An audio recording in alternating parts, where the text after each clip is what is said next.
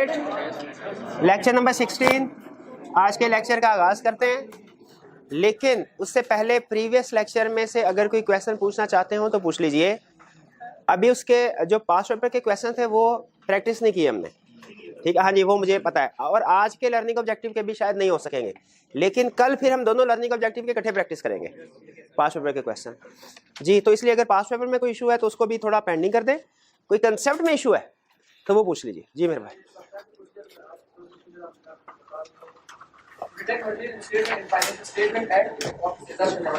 हाँ बिल्कुल बिल्कुल। ये स्टूडेंट का क्वेश्चन है कि सर आपने हमें बताया रिस्क होता है एट फाइनेंशियल स्टेटमेंट लेवल और एट असर्शन लेवल। फिर सब्सटेंटिव प्रोसीजर की डेफिनेशन में आपने बताया कि substantive procedure to deduct misstatement in financial statements at assertion level. तो ये तो फाइनेंशियल स्टेटमेंट में थे, दोबारा असर्शन लेवल पे कैसे पहुंच गए? एक चीज ध्यान में रखिएगा, फाइनेंशियल स्टेटमेंट लेवल और कंसेप्ट है, फाइनेंशियल स्टेटमेंट्स और कंसेप्ट है। दोनों एक का मतलब एक नहीं है। जो लेवल है ना, लेवल ये बेसिकली बता रहा होता है इश्यूज की सिग्निफिकेंस कितनी है। अगर किसी इशू की सिग्निफिकेंस सिर्फ एक आधे एरिया तक लिमिटेड हो तो हम कहते हैं असर्शन लेवल, असर्शन। और किसी इशू की सिग्निफिकेंट अगर मल्टीपल एरियाज में हो, तकरीबन सारी फाइनेंशियल स्टेटमेंट्स में, इसे हम कहते हैं फाइनेंशियल स्टेटमेंट लेवल। होंगे दोनों इश्यूज फाइनेंशियल स्टेटमेंट के अंदर ही। फर्क सिर्फ यह है कि एक इशू फाइनेंशियल स्टेटमेंट के सिर्फ एक आधे एरिया तक लिमिटेड होगा जो असर्शन लेवल वाला है, और जो फाइनेंशियल स्टेटमेंट लेवल वाला इशू है वो मल्टीपल एरियाज पे तकरीबन सारी फाइनेंशियल स्टेटमेंट को इफेक्ट कर रहा होगा। तो याद रखिए, हमारी जो भी रिस्क असेसमेंट है या जो भी अप्रोच है, ठीक है, वो घूमती फाइनेंशियल स्टेटमेंट के गिर्द है, ठीक है। लेकिन फाइनेंशियल स्टेटमेंट में कुछ इश्यूज होंगे असर्शन लेवल और कुछ होंगे फाइनेंशियल स्टेटमेंट लेवल। यानी लफ्ज फाइनेंशियल स्टेटमेंट में और फाइनेंशियल स्टेटमेंट लेवल में फर्क है। रिस्क एट असर्शन लेवल भी फाइनेंशियल स्टेटमेंट में ही होता है। सेल्स में risk of sales financial, risk at financial statement level भी फाइनेंशियल स्टेटमेंट में ही होता है, ठीक है दोनों रिस्क फाइनेंशियल स्टेटमेंट में, ठीक है, लेकिन उनकी सिग्निफिकेंस का फर्क है। तो ये चीज ध्यान में रखिएगा, वर्ड फाइनेंशियल स्टेटमेंट का मतलब कुछ और है और फाइनेंशियल स्टेटमेंट लेवल का मतलब कुछ और है, ठीक है जी। असर्शन लेवल का मतलब स्मॉल एक आधा एरिया हिट होगा सिर्फ, और वो एरिया फाइनेंशियल स्टेटमेंट में ही होगा कोई ना कोई, बिल्कुल। और फाइनेंशियल स्टेटमेंट लेवल जो है वो जो लार्ज एरियाज को हिट कर रही है, बहुत से एरियाज को, तकरीबन सम टाइम तकरीबन सारी फाइनेंशियल स्टेटमेंट को, बिल्कुल ऐसे, बिल्कुल यही कर रहा हूं। और जी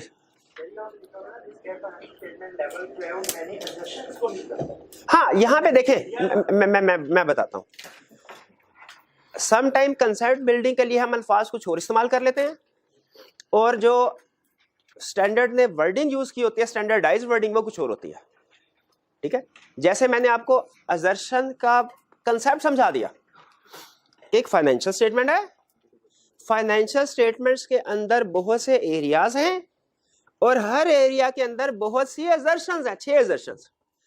और हम फाइनेंशियल स्टेटमेंट की वेरिफिकेशन कैसे करते हैं? स्मॉलेस्ट लेवल पे, यानी पहले असर्शंस को वेरीफाई करते हैं, असर्शन वेरीफाई होगी तो एरिया वेरीफाई हो गया, और जब सारे एरियाज वेरीफाई हो गए तो इसीलिए जब हम बताते हैं ना कि असर्शन लेवल एक्सप्लेन करते हैं तो इसमें लफ्ज एरिया नॉर्मली यूज नहीं करते। कंसेप्ट बिल्डिंग के लिए आप ये कह सकते हैं कि असर्शन लेवल का मतलब है जब कोई रिस्क या जब कोई आइटम एक सिंगल एरिया को अफेक्ट कर रही हो, क्योंकि असर्शन भी किसी एरिया के अंदर ही होगी ना, ठीक है। और फाइनेंशियल स्टेटमेंट लेवल जो बहुत सी एरियाज को अफेक्ट कर रही हो। लेकिन जो स्टैंडर्ड ने टेक्निकली डिफाइन किया है उसमें फाइनेंशियल स्टेटमेंट लेवल को डिफाइन करते हुए ये नहीं कहा मल्टीपल एरियाज को अफेक्ट कर रही हो, बल्कि उसने कहा है मल्टीपल असर्शंस को। लेकिन उसका मतलब वही होता है, क्योंकि असर्शन भी जाहिर है एरिया के अंदर ही है, ठीक है। तो कंसेप्ट बिल्डिंग के लिए आप वर्ड एरिया ध्यान में रखें, लेकिन एग्जाम में लिखने के लिए डेफिनेशन में वर्ड असर्शन यूज करें। अभी से आज के लेक्चर में एक डेफिनेशन आएगी असर्शन। अब जो स्टैंडर्ड ने डेफिनेशन दी हुई है ना, उसको आप 10 दफा भी पढ़ लें आपको समझ नहीं लगेगी, वो रटाई लगानी पड़ेगी। ये आपको बताया हुआ ना ऑडिट में, हर चैप्टर में एक या दो चीजें ऐसी होती हैं, हर चैप्टर में एक या दो चीजें ऐसी हैं जिन्हें आपको रटा लगाना पड़ेगा आसानी के लिए, ताकि हमारी उधर एफर्ट जाया ना हो, ठीक है। तो इस चैप्टर में असर्शन की डेफिनेशन एक चीज है जिसे आपको डेफिनेशन से आपको पता ही नहीं चलेगा वो क्या कह रहा है, assertions are statement by management that are embodied in the financial statement. ये पता चल जाता है कि चलो embodied in financial statement, assertion financial statement का हिस्सा है, इतना कंसेप्ट बिल्ड होता है। लेकिन आगे रिप्रेजेंटेशन बाय मैनेजमेंट वो किस कंटेक्स्ट में कह रहा है वो हमें समझने की जरूरत नहीं आपको सब। तो डेफिनेशन जो एग्जाम में लिखने वाली होती है वो और होती है, और जो कंसेप्ट है वो और होता है। ठीक है, तो रिकमेंडेशन मेरी ये है कि जो फाइनेंशियल स्टेटमेंट लेवल जब आप याद कर रहे हो डेफिनेशन, तो याद उसी के अल्फाज में कहे, यानी असर्शन के लफ्ज के साथ। लेकिन जब एग्जाम में आपको डिसीजन करना होता है कि ये रिस्क असर्शन लेवल का या फाइनेंशियल स्टेटमेंट लेवल का, उसमें रूल सिंपल है, एक एरिया पे है तो और मल्टीपल एरियाज में है। अच्छा, यहाँ पे एक और स्टूडेंट एक गलत डिसीजन कर लेते हैं कि सर अगर सेल्स 1 रुपए से ओवरस्टेटेड है, सेल्स 1 रुपए से, ये risk at financial statement level है ना। मैं पूछता हूँ वो कैसे, कहते सर सेल्स गलत है, ग्रॉस प्रॉफिट भी गलत, नेट प्रॉफिट भी गलत, डेटर्स भी गलत, प्रोविजन फॉर बैड डेट भी गलत, इक्विटी भी गलत। तो देखें ये होती है कॉन्सिक्वेंशियल मिस्टेक्स। कॉन्सिक्वेंशियल मिस्टेक्स को हम सिंगल मिस्टेक ही कंसीडर करते हैं। ये सारी फिगर्स तो टोटल के ऊपर है, उसकी बेस पे। वो तो डबल एंट्री का रूल ही यही है कि आपकी हर ट्रांजैक्शन कम से कम 2 एरियाज को तो जरूर इफेक्ट करेगी, तो हर गलती कम से कम 2 एरियाज को तो जरूर इफेक्ट करेगी, ये तो रूल है। तो फिर क्या हर misstatement financial statement level की हो गई, हर रिस्क फाइनेंशियल? नहीं, वो कंसीडर एक ही होगी इस तरह की गलती। अगर इनका आगे कॉन्सिक्वेंशियल इंपैक्ट आ रहा है उसको हम कंसीडर नहीं करते। ये बात समझ आ रही है? अब सेल्स गलत है तो जाहिर डाटा तो गलत होंगे ही होंगे। क्या इसको हम ये कहें कि जी 2 गलतियां हैं? इसको एक ही कंसीडर करेंगे। ठीक है, हाँ जी बिल्कुल, सेल्स की गलती होने की वजह से जो आगे दूसरे एरियाज में गलती होगी अगर वो कॉन्सिक्वेंशियल मिस्टेक है। फाइनेंशियल स्टेटमेंट लेवल पे रिस्क की एग्जांपल दे दो, वो हमने पढ़ी थी ना, जैसे सीएफओ में इंटेग्रिटी नहीं है, ये पूरी फाइनेंशियल स्टेटमेंट को इफेक्ट करता है। और अगर किसी एम्प्लॉय में जो फॉर एग्जांपल सिर्फ डेटर्स का रिकॉर्ड रख रहा है, जिसका काम सिर्फ यह क्रेडिट सेल अप्रूव करना, वो असर्शन लेवल, क्योंकि वो अगर 2 नंबरी करेगा भी तो किसी पुअर डेटर को क्रेडिट सेल कर देगा जिसका इफेक्ट सिर्फ डेटर्स पे आएगा, बाकी एरियाज में नहीं आएगा। इसी तरह risk at financial statement level की और भी एग्जांपल है कि जब आप कोई बिजनेस सेल करना चाह रहे होते हैं तो मैनेजमेंट की कोशिश होती है प्राइस ज्यादा से ज्यादा मिले। वो कब, हाँ वो कैसे, प्रॉफिट को ओवरस्टेट करना और एसेट्स को ओवरस्टेट करना और लायबिलिटीज को। अब इसमें मैनेजमेंट हर एक एरिया को इन्फ्लुएंस करने की कोशिश करेगी, हर एक्सपेंस को और लायबिलिटीज को अंडरस्टेट करने की कोशिश करेगी और हर इनकम और एसेट्स को ओवरस्टेट करने की। तो ये भी risk at financial statement level की एग्जांपल है। ठीक है जी, नहीं मैनेजमेंट और सीएफओ इंटरनल कंट्रोल में नहीं, लेकिन वो जो सिस्टम बनाएंगे वो इंटरनल कंट्रोल में आएगा।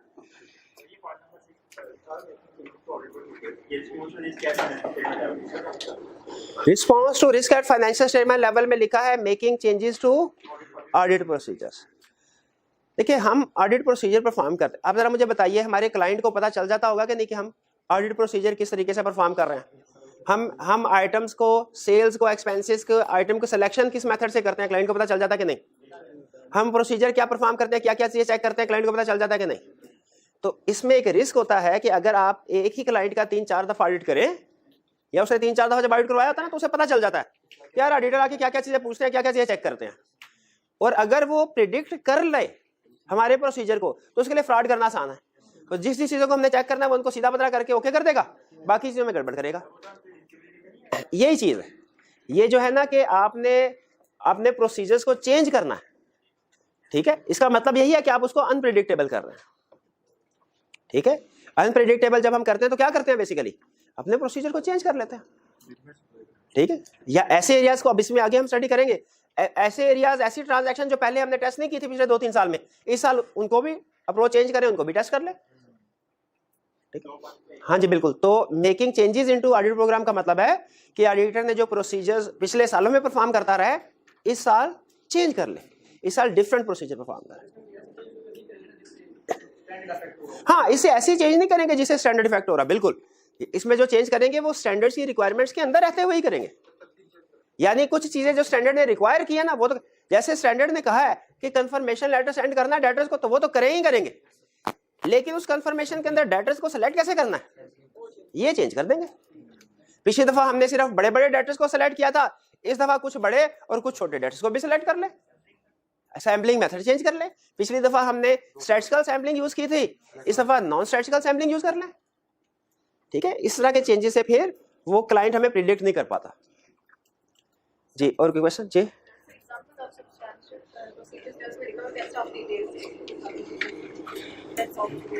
अच्छा, सब्सटेंटिव प्रोसीजर में दो एग्जांपल्स उसने बताई हैं सब्सटेंटिव प्रोसीजर की फर्दर। एक है एनालिटिकल प्रोसीजर और एक है टेस्ट ऑफ डिटेल्स। इसको एक छोटी सी एग्जांपल से एलैबोरेट करते हैं। फर्स्ट कीजिए कि मेरे राइज के साथ ये अरेंजमेंट तय पाई है कि क्लास में जितने स्टूडेंट्स होंगे उनकी 10% फीस मुझे मिलेगी। अरेंजमेंट मेरी है, ठीक है, 10% फीस जो है मुझे फर्ज। अब मैं ये इंश्योर करना चाहता हूं कि मुझे जो फीस इन्होंने कैलकुलेट की है मिलेगी, वो ठीक है कि नहीं। इसके दो तरीके हैं।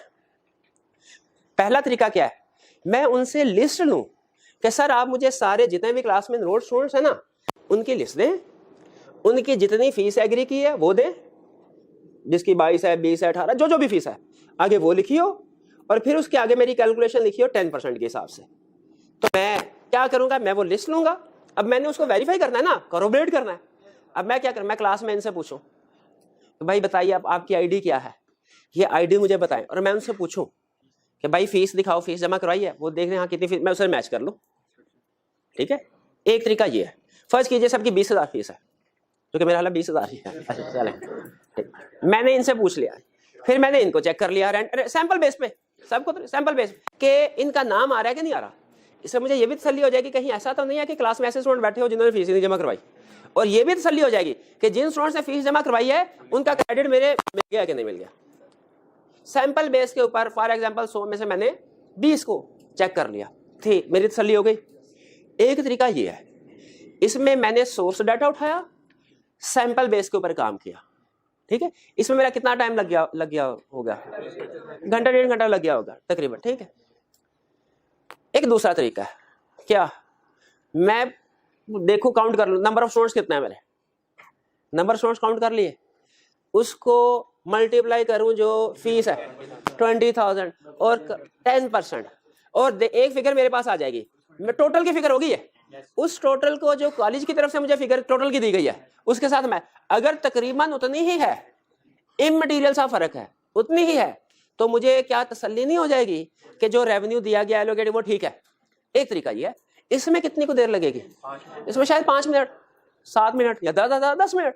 तो एग्री करते हैं कि इस प्रोसीजर दूसरे वाले में भी हमें एविडेंस मिल जाएगा कि कोई इंफॉर्मेशन ठीक है कि नहीं, उसमें कोई मिसस्टेटमेंट तो नहीं है। पहले वाले में भी एविडेंस मिल जाएगा, लेकिन दोनों में अप्रोच का फर्क है।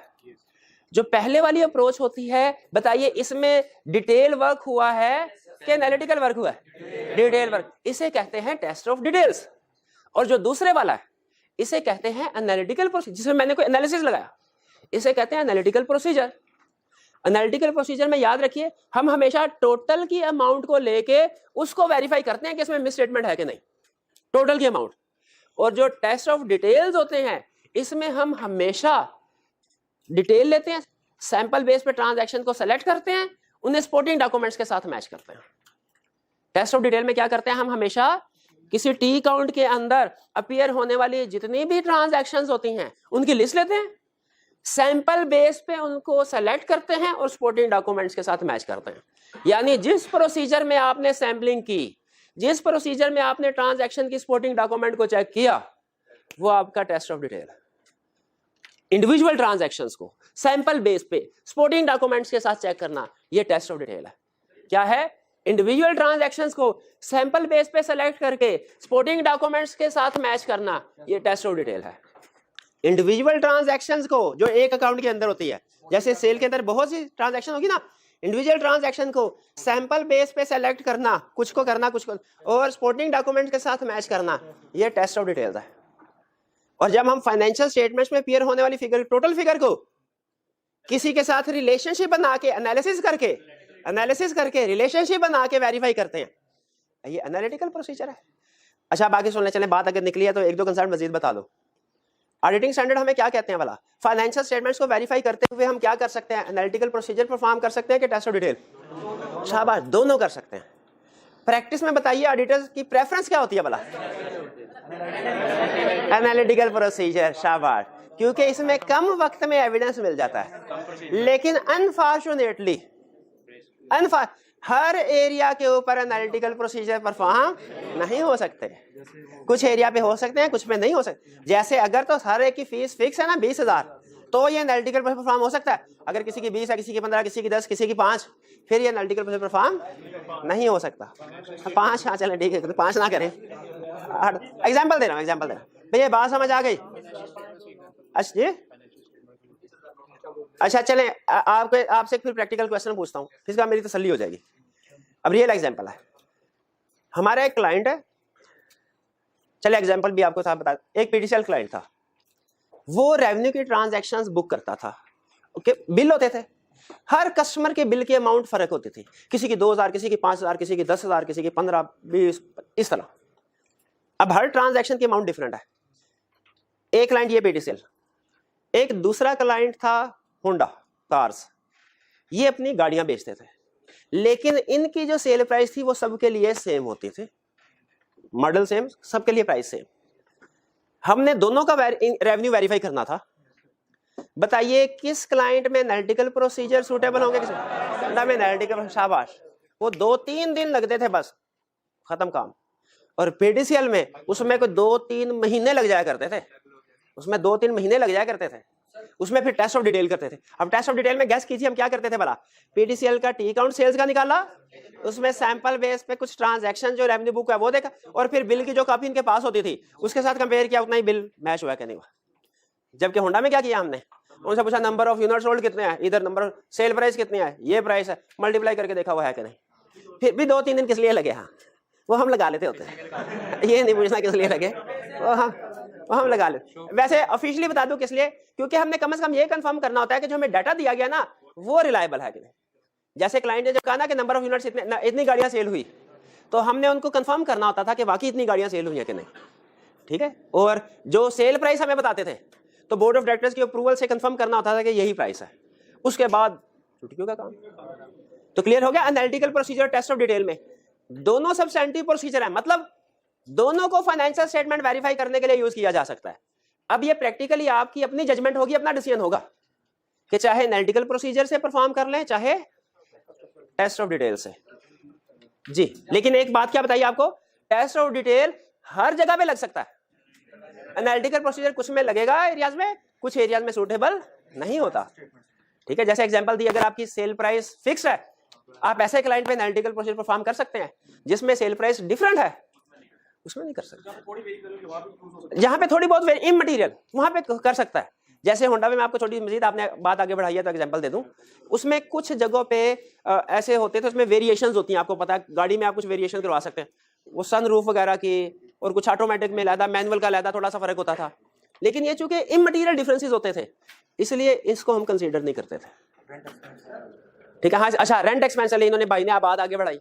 अब आपको पता है मैं वैसे प्लान करके आता हूं, लेकिन जिस तरीके से आप चल रहे होते हैं मैं उसी तरीके से भी चलना शुरू कर देता हूं। रेंट एक्सपेंस पे बताइए एनालिटिकल प्रोसीजर के टेस्ट ऑफ डिटेल, कितने स्टूडेंट्स एनालिटिकल प्रोसीजर परफॉर्म करेंगे रेंट एक्सपेंस, और कितने टेस्ट ऑफ डिटेल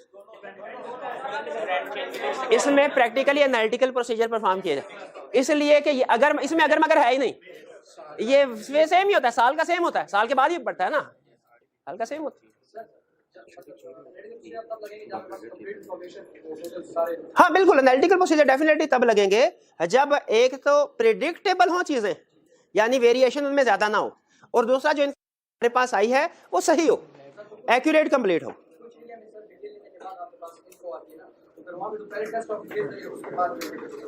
हाँ, कुछ एरिया में क्या ऐसा पॉसिबल है, एग्जाम्पल की तरफ मैं नहीं जा रहा, सिर्फ उनका मेन क्वेश्चन को आंसर कर रहा हूं। सर क्या ऐसा पॉसिबल है कुछ एरिया में एनालिटिकल प्रोसीजर भी परफॉर्म करें, कुछ में टेस्ट ऑफ डिटेल भी? इसका जवाब है बिल्कुल पॉसिबल है, बिल्कुल पॉसिबल है।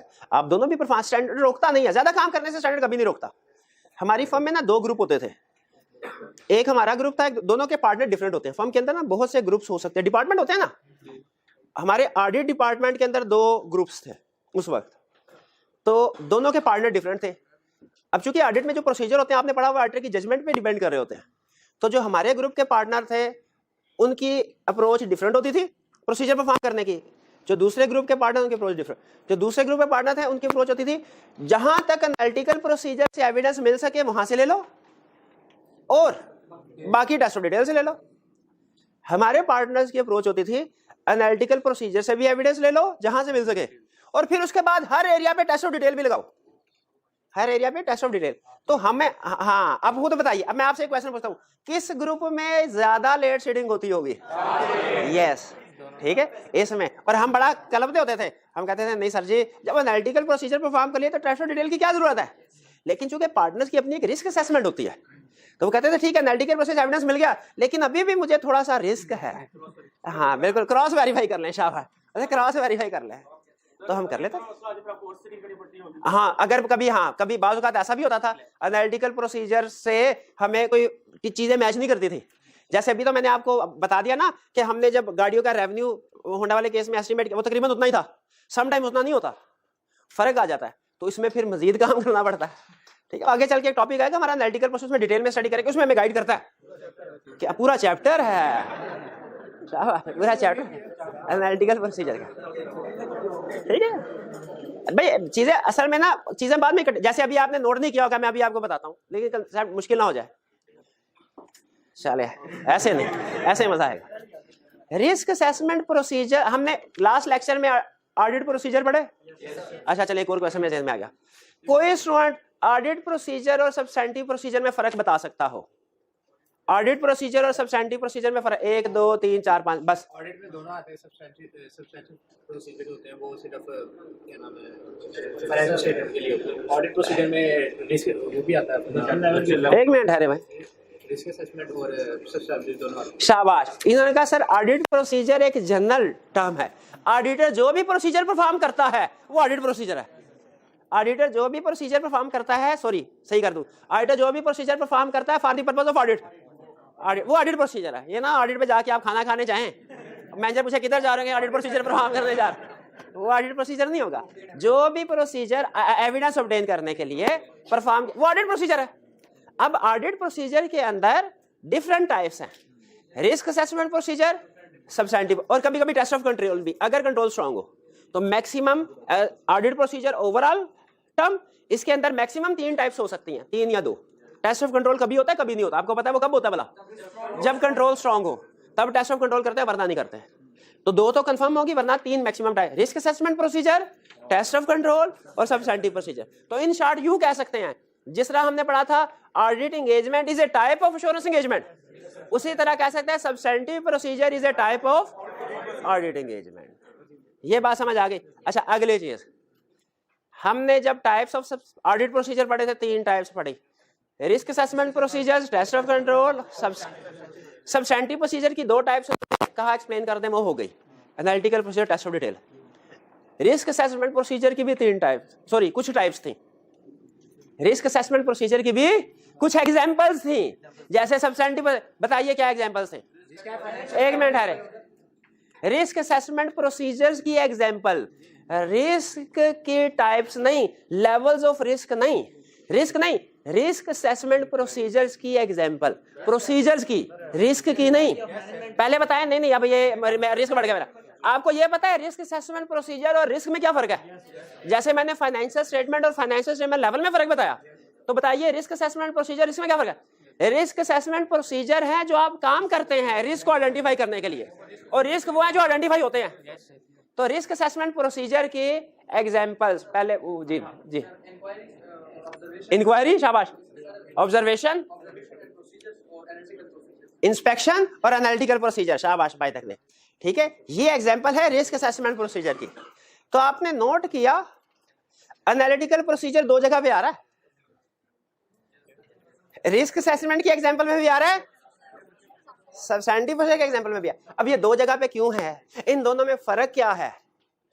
ठीक है, हाँ इसके ऊपर पूरा चैप्टर है, इसी वजह से पूरा चैप्टर है, इसी वजह से पूरा चैप्टर, चीजें डिटेल में भी समझानी है ना आपको, इसी वजह से पूरा चैप्टर है एनालिटिकल प्रोसीजर के ऊपर। जी और कोई क्वेश्चन? आज का लेक्चर मेरा क्वेश्चन, चलें ठीक है, अब लेक्चर स्टार्ट करें। कल के लेक्चर में हमने ये स्टडी किया था प्रोसीजर्स, रिस्क असेसमेंट है, सब्सटेंटिव प्रोसीजर। ये ये छोटा सा इधर बना लेता हूँ। आपको याद होगा ये हमने डायग्राम सी बनाई थी छोटी सी, transactions, internal control, financial statement, ठीक है। ये रिस्क असेसमेंट प्रोसीजर हो गया, ये एरिया, ये सब्सटेंटिव प्रोसीजर, सब्सटेंटिव प्रोसीजर। अच्छा, ये हमने कल सीख लिया, फाइनेंशियल स्टेटमेंट को वेरीफाई करने के लिए सब्सटेंटिव प्रोसीजर परफॉर्म किए जाते हैं। कल हमने यहाँ पे लेक्चर छोड़ा था कि फाइनेंशियल स्टेटमेंट्स को वेरीफाई करने के लिए सब्सटेंटिव प्रोसीजर परफॉर्म किए जाते हैं, लेकिन कैसे किए जाते हैं, कैसे किए जाते हैं? How to verify financial statements, how to perform substantive procedure, या यूं कह ले कि how to perform substantive procedures to verify financial statement.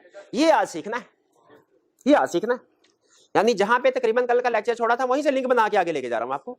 कल हमने ये पढ़ा फाइनेंशियल स्टेटमेंट को वेरीफाई करने के लिए सब्सटेंटिव प्रोसीजर परफॉर्म करने हैं, लेकिन किस तरीकाकार के तहत, ये आज सीखना है। हमारे दो बड़े तरीकाकार है, एक पुराना तरीका आज से 100 साल पहले जिस तरीके से वेरिफिकेशन होती है, एक नया तरीका। पहले मैं आपको पुराना तरीका समझा दूं, हालांकि वो नॉर्मल अहम नहीं है एग्जाम पॉइंट ऑफ व्यू से, लेकिन कंसेप्चुअल क्लैरिटी के लिए अहम है। पुराना तरीका होता था, उसे कहते थे डायरेक्शनल टेस्टिंग। क्या कहते थे? कंसेप्ट क्या समझने जा रहे हैं? How to verify financial statement. ये हमें पता है सब्सटेंटिव प्रोसीजर के जरिए से वेरीफाई होंगी, लेकिन वो सब्सटेंटिव प्रोसीजर कैसे परफॉर्म करने हैं, इसकी दो अप्रोचेस। पुरानी अप्रोच क्या है? Directional testing. नई अप्रोच क्या है? Assertion testing. डायरेक्शनल टेस्टिंग क्या होती है? डायरेक्शनल टेस्टिंग में अप्रोच ये होती थी कि फाइनेंशियल स्टेटमेंट्स है, इसमें जो एरियाज हैं इनमें आप डेबिट, कुछ आइटम डेबिट है, कुछ क्रेडिट है। डेबिट आइटम्स को टेस्ट कर लें ओवर स्टेटमेंट के लिए कि ओवर स्टेटेड तो नहीं है, क्रेडिट आइटम्स को टेस्ट कर लें अंडर स्टेटेड तो नहीं है, आपकी फाइनेंशियल स्टेटमेंट्स वेरीफाई हो जाएंगे। पुरानी अप्रोच क्या होती थी? टेस्ट कर लें ओवर स्टेटमेंट के लिए, क्रेडिट को टेस्ट कर लें अंडर स्टेटमेंट। अच्छा, अब यहाँ पे जितना मैं समझाऊं आपने उतना ही समझना है, उससे ज्यादा नहीं सोचना, क्योंकि कंसेप्ट जितना है हम उसके ऊपर उतनी जान लगाएंगे। जहन में क्वेश्चन आता है कि अच्छा डेबिट आइटम क्या होती है, बोला एसेट और एक्सपेंस, क्रेडिट आइटम क्या होती है, बस ठीक है समझ आ गई। जहन में सवाल ये आता है, डेबिट आइटम्स को ओवर स्टेटमेंट के लिए चेक किया जा रहा है, अंडर स्टेटमेंट के लिए क्यों नहीं? जहन में सवाल आता है, क्रेडिट आइटम्स को अंडर स्टेटमेंट के लिए चेक किया जा रहा है, ओवर स्टेटमेंट के लिए क्यों नहीं? इसकी रीजन है एक लफ्ज में, डबल एंट्री काउंटिंग सिस्टम। जब आप डबल एंट्री काउंटिंग सिस्टम में ओवर स्टेटमेंट को चेक कर लें तो दूसरे एरियाज के अंडर स्टेटमेंट ऑटोमेटिकली चेक हो जाते हैं। इसी तरह अंडर स्टेटमेंट को चेक कर लें ओवर स्टेटमेंट डबल एंट्री की वजह। तो ये आपको तो समझ आ गई कि हमने डेबिट आइटम को चेक करना ओवर स्टेटमेंट के लिए, क्रेडिट को करना अंडर स्टेटमेंट। इस अप्रोच के पीछे जो बेसिक प्रिजम्पशन होती थी ना, assumption, वो मैं आपको बताता हूं, आपने बताना ये सोच लॉजिकल थी कि नहीं थी। सोच ये थी, अप्रोच ये थी, अगर किसी एरिया में ये चेक कर लिया जाए ये ना ओवर स्टेटेड है ना अंडर स्टेटेड है, तो इसका मतलब है वो फेयरली स्टेटेड है। कितने स्टूडेंट इससे एग्री करते हैं? फिर सुनना, अप्रोच ये थे डायरेक्शनल टेस्टिंग में कि अगर कोई एरिया, क्योंकि डायरेक्शनल टेस्टिंग में देखें हम दो चीजें चेक कर रहे हैं, क्या? Over statement, under statement. और अप्रोच ये थी अगर कोई एरिया ना ओवर स्टेटेड है, ये भी चेक कर लिया, ना अंडर स्टेटेड है, ये भी चेक कर लिया, तो मतलब वो फेयरली स्टेटेड है। लॉजिकली सोचे तो अप्रोच ठीक है भाई, एक चीज ना कम है ना ज्यादा, तो वो ठीक है, पूरी है, पूरी। अब मैं बात को आगे लेके चलता हूं, पूरी अरसा दराज तक इस अप्रोच के मुताबिक ऑडिट होते रहे। फिर कुछ फ्रॉड सामने आए, मैं सिर्फ एक फ्रॉड एग्जांपल के लिए यहां से यहां पे शिफ्ट होने के लिए आपके सामने रख रहा हूं कि क्या प्रॉब्लम्स आई जिसकी वजह से डायरेक्शनल टेस्टिंग को खत्म करके असर्शन टेस्टिंग इजाद करना पड़ी। क्लाइंट ने बैलेंस शीट में लिखा मेरी माल रोड पे प्रॉपर्टी बिल्डिंग है 100 मिलियन की। ऑडिटर ने कहा हमारे स्टैंडर्ड में लिखा हुआ है कि जो भी आपकी एसेट है फिजिकली वेरीफाई करो, मुझे वेरीफाई करवाएं। क्लाइंट ने कहा नो प्रॉब्लम, ऑडिटर को ले गया माल रोड पे, वहां पे ऑडिटर ने देखा बड़ी सी बिल्डिंग है, उसके ऊपर पेंट शेड हुआ, क्लाइंट का नाम लिखा हुआ है बाकायदा। अंदर गया, उसने देखा हाँ भी क्लाइंट के बंदे बैठे हुए हैं, बिल्कुल ठीक है। उसने कहा नहीं, एक रिस्क मेरा अभी भी है। वो रिस्क क्या है? कहीं ये 100 मिलियन से 120 80 मिलियन तो नहीं है। हाँ, रिवैल्यूएशन रिपोर्ट, वैल्यूएशन रिपोर्ट भी क्लाइंट ने दे दी, उसने साइन कर दिए, अनमोडिफाइड रिपोर्ट दे दी। बाद में पता चला 100 मिलियन का फ्रॉड था। फ्रॉड क्या था, सारी चीजें बिल्कुल ठीक थी, फर्क सिर्फ ये था कि वो बिल्डिंग क्लाइंट की नहीं रेंट पे थी, रेंट पे थी। अब देखें ना, सोचें ना उसकी वैल्यू बिल्डिंग की ओवरस्टेटेड है और ना अंडरस्टेटेड है, लेकिन इसके बावजूद फ्रॉड हो गया।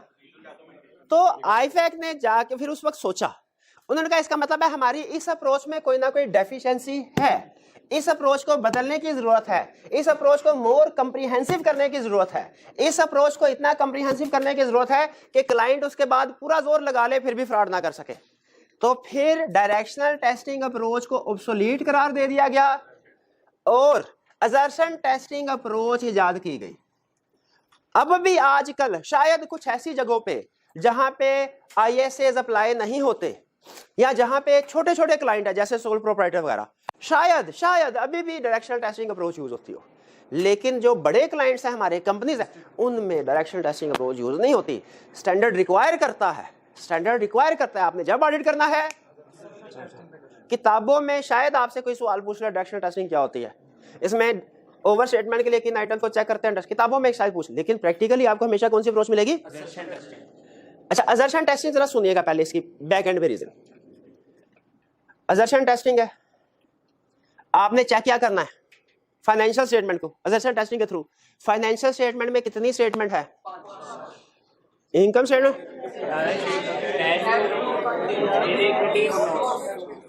एग्री करते हैं? अच्छा, सोच के मुझे बताइएगा, पांचों को वेरीफाई करना तो फाइनेंशियल में वेरीफाइड, सोच के मुझे बताइएगा इनमें से किन 3 को वेरीफाई कर ले तो दूसरी 2 ऑटोमेटिकली वेरीफाई हो जाती है।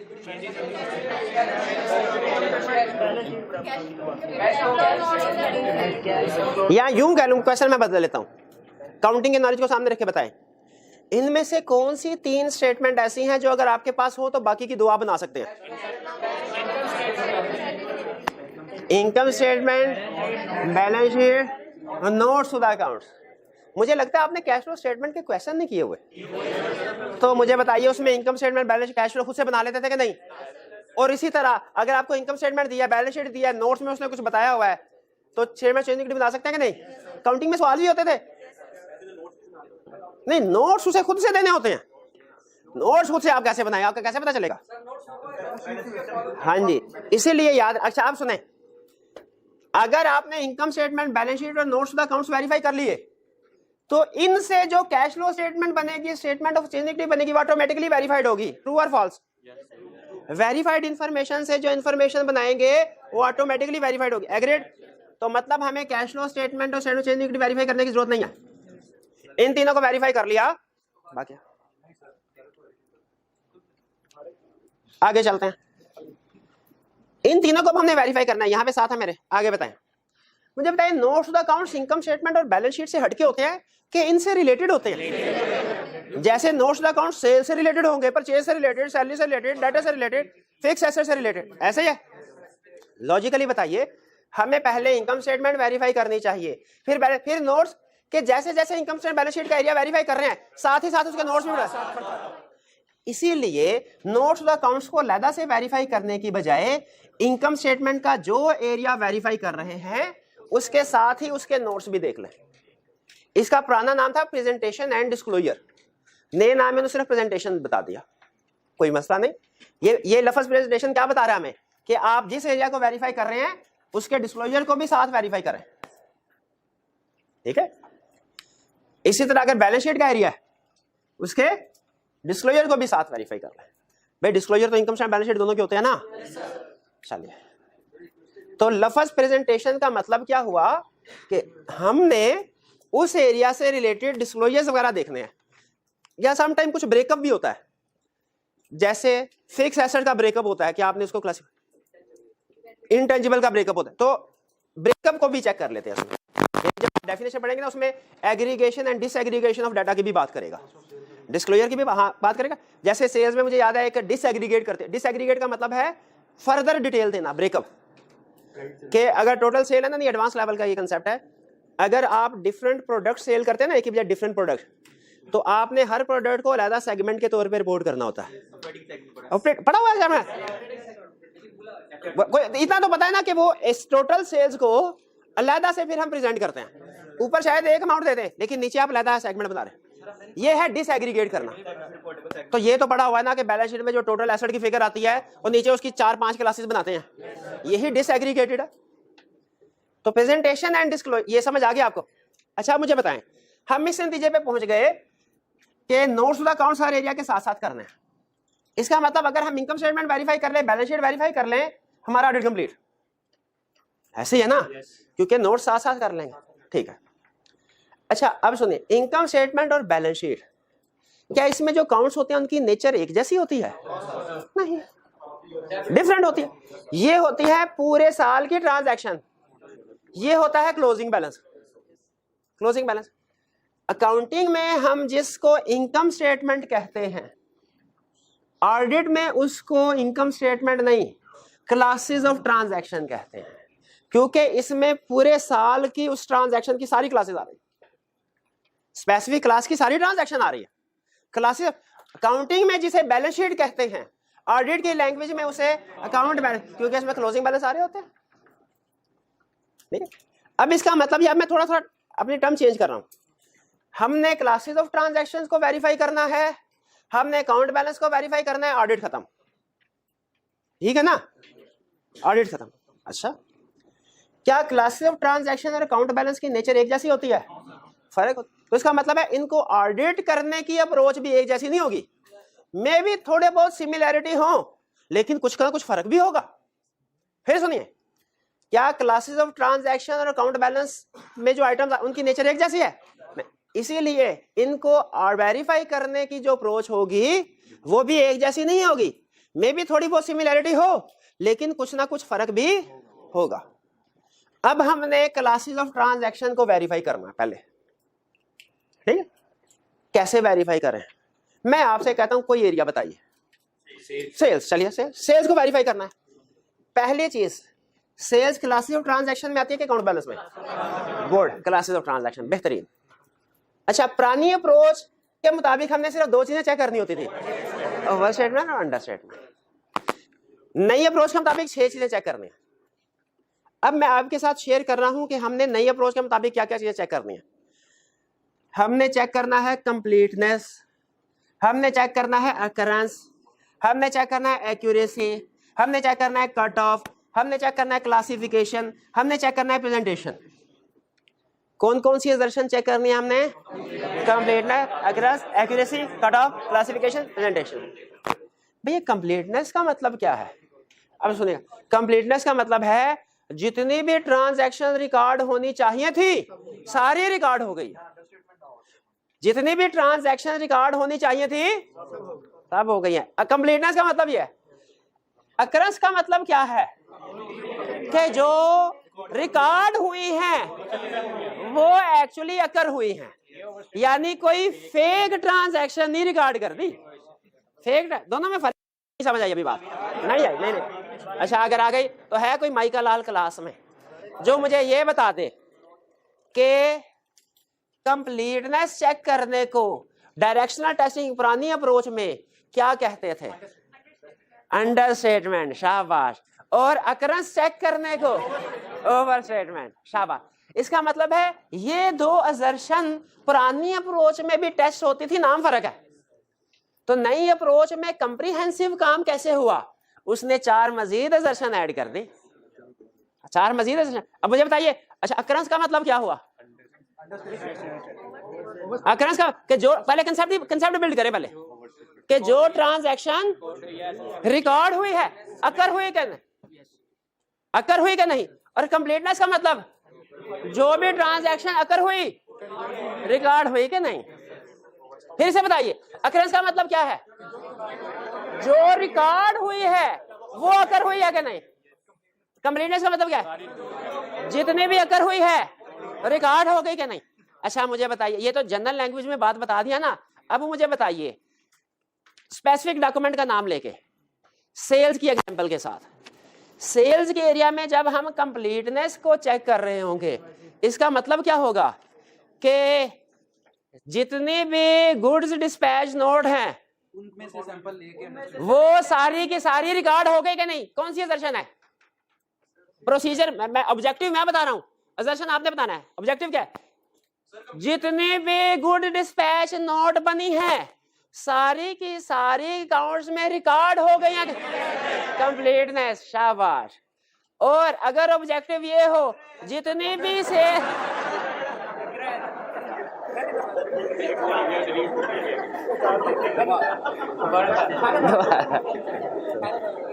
ऑब्जेक्टिव ये हो जितनी भी ट्रांजैक्शन रिकॉर्ड हुई हैं वो कर हुई है कि नहीं, यानी दूसरे लफ्जों में जेन्युइन है कि नहीं। भाई दोनों में फर्क समझ आया?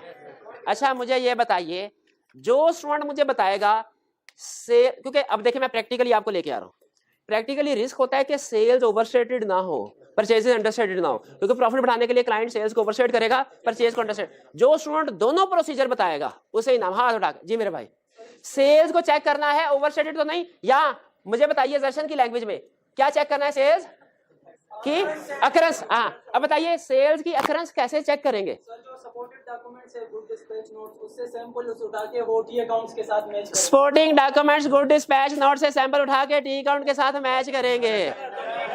फर्क ये तो अकरेंस वेरीफाई हो रही है, सॉरी कंप्लीटनेस वेरीफाई हो रही है, कंप्लीटनेस में अकरेंस का है ना ना ना ना। और कोई स्टूडेंट एक मिनट है, पहले बताइए दर्शन कौन सी वेरीफाई कर रहे हैं? अकरेंस। अकरेंस का मतलब क्या होता है कि जो ट्रांजैक्शन, अकरेंस का मतलब क्या है? जो ट्रांजैक्शन रिकॉर्ड हुई है वो जेन्युइन है कि नहीं, अकर हुई है कि नहीं। प्रोसीजर बताए, एक मिनट प्रोसीजर सुन के फैसला करें आप, सही है कि गलत।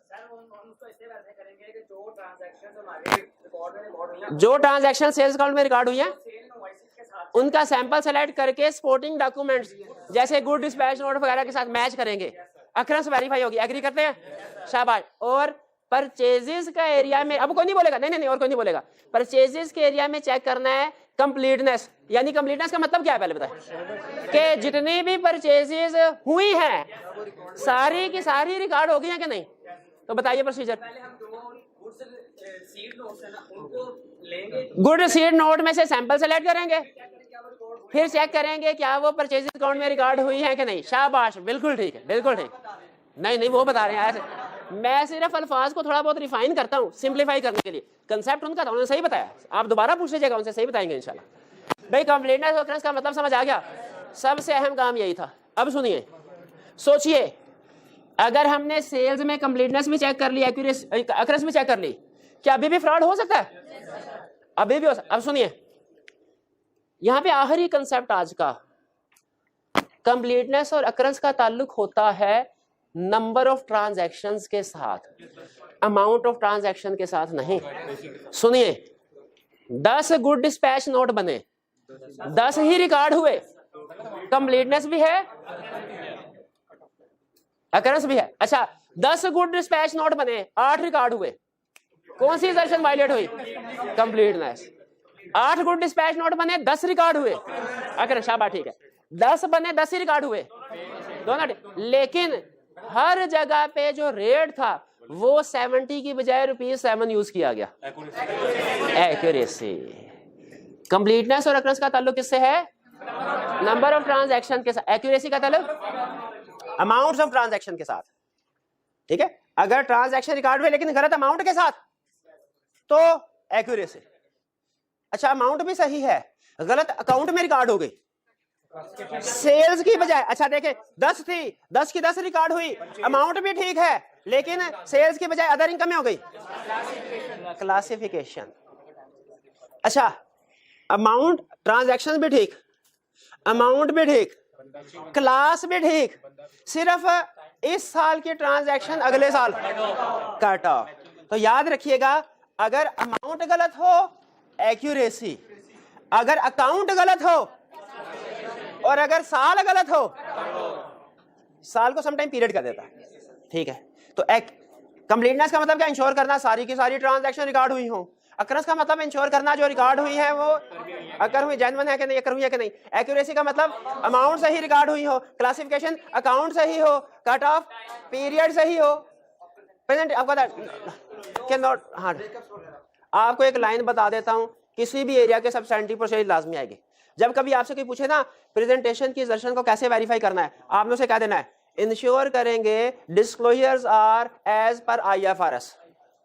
नोट्स यही चेक करते हैं ना, इंश्योर करेंगे disclosures are as per IF। जी आप इन्वेंट्री में प्रेजेंटेशन को कैसे वेरीफाई करेंगे? इन्वेंट्री के एरिया में प्रेजेंटेशन की दर्शन को कैसे वेरीफाई करेंगे? इंश्योर करेंगे उसके डिस्क्लोजर IFRS के मुताबिक है। सेल्स में कंप्लीटनेस और रेकरेंस में आपको बताना पड़ा किधर से सैंपल उठाना है, किसको चेक करना है, लेकिन प्रेजेंटेशन में सोचने की जरूरत ही नहीं। किसी भी एरिया की प्रेजेंटेशन हो हम कहेंगे notes are in accordance with, खत्म कहानी। भैया बात समझ आई? नहीं आई? नहीं, दोबारा से। अच्छा एग्जाम्पल चेंज कर लेते हैं, प्रैक्टिस दोबारा से, प्रैक्टिस दोबारा से। अच्छा मुझे बताइए, अगर आपने फिक्स एसेट्स का एरिया प्रॉपर्टी प्लांट इक्विपमेंट को वेरीफाई करना है, क्लासेस ऑफ ट्रांजैक्शन है कि अकाउंट बैलेंस? Account balance. अच्छा मुझे बताइए, इसमें कंप्लीटनेस को चेक करना चाहिए, एग्जिस्टेंस को भी चेक करना चाहिए। अच्छा मैं प्रोसीजर बता रहा हूं, आपने एग्जर्शन बतानी है कि मैं एग्जर्शन बताऊं, आप प्रोसीजर बताएंगे? मैं प्रोसीजर बताता हूं। ये इंश्योर करना है कि क्लाइंट के जितने भी फिक्स एसेट्स हैं सारे के सारे बैलेंस शीट में आ रहे हो कंप्लीटनेस। अच्छा इसको वेरीफाई कैसे करेंगे? इसमें एक मिनट है, कंप्लीटनेस को वेरीफाई करने के लिए जो क्लाइंट के फिजिकली एसेट हैं उनको सेलेक्ट करके कहेंगे बताओ ये शेड्यूल में लिस्ट में कहां पे है, ये है कंप्लीटनेस। यानी यहाँ पे सपोर्टिंग डॉक्यूमेंट से मुराद है वो एसेट जो बैलेंस शीट से बाहर इधर उधर पड़े हुए हैं, फिजिकली चेक। एग्जिस्टेंस का मतलब है जो रिकॉर्ड हुए हैं वो एक्चुअली मौजूद है कि नहीं, जाली तो नहीं है। इसको वेरीफाई कैसे करेंगे?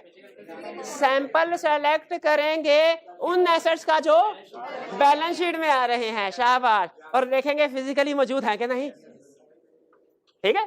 अच्छा एक्यूरेसी वैल्यूएशन एलोकेशन का मतलब क्या है कि अमाउंट ठीक है, हाँ यानी हाँ शाबाश, रीवैल्यूएशन है तो वो सही अमाउंट है, रीवैल्यूएशन अगर नहीं भी है तो डेप्रिसिएशन, शाबाश शाबाश आ गया, डेप्रिसिएशन ठीक है कि नहीं, बेहतरीन बेहतरीन।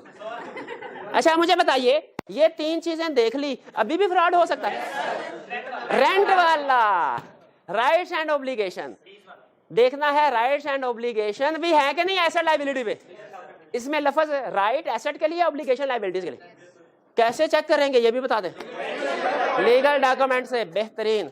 क्लासिफिकेशन का मतलब बाजू का ऐसा था करंट एसेट को क्लाइंट नॉन करंट में, नॉन करंट में, ताकि करंट रेशो हो जाए।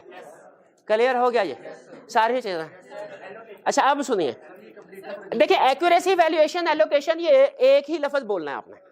इसमें वैसे लफ्ज एलोकेशन का मतलब काउंटिंग में आपने सम टाइम कहा होगा, देखा होगा कि 100% है, 60% डेप्रिसिएशन डालो मैन्युफैक्चरिंग में, 20% डालो एडमिन में, और कुछ इस तरह वो एलोकेशन। लेकिन बहरहाल आपने एक ही लफ्ज बोल जी।